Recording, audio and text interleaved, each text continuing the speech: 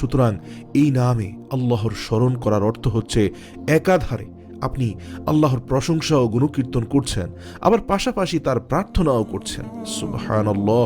নবী করিম সাল্লাল্লাহু আলাইহি ওয়াসাল্লাম যা বেশি বেশি করতে বলেছেন। আপনার কি তা কম পড়া হয়? উত্তর না হলে এখনই শুরু করুন।